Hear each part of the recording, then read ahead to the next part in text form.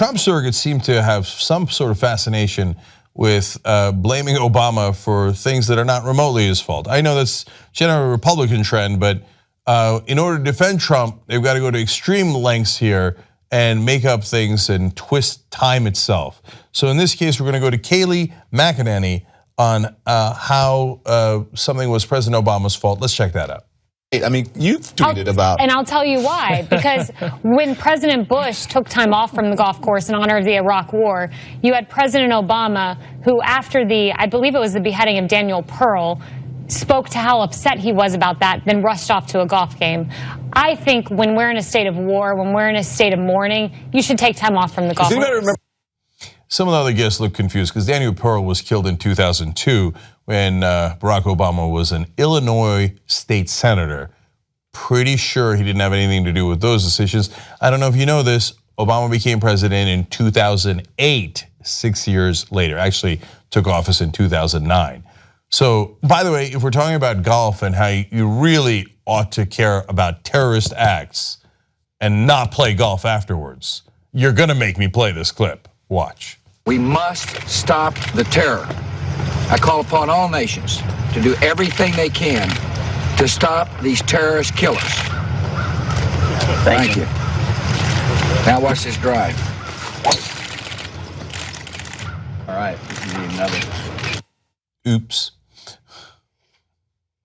All right, Kayleigh had her own oops, realized, oops, I'm talking about the wrong person. She apologized, she said, I apologize for using the wrong name. Both James Foley and Daniel Pearl lost their lives to terrorism and should be honored by our leaders. She was referring to James Foley, who was kidnapped in 2012 and found or beheaded in 2014. That was under Obama's term. And look, she's on live TV. They got the names mixed up. If it was an isolated case, you'd say, all right, it's a rare case. But you know how it is. Everything is not Trump's fault, somebody else's fault. And how long have Republicans been saying, thanks, Obama? In fact, when Trump got in trouble about Captain Khan, who had been killed in combat, and Trump was yelling at his dad, who appeared at the DNC, you remember Katrina Pearson came out and said this.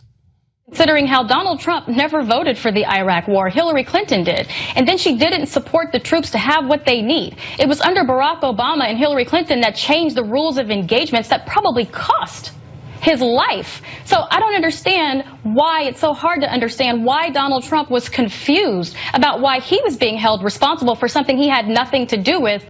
Well, speaking of confused, again, that was in 2004.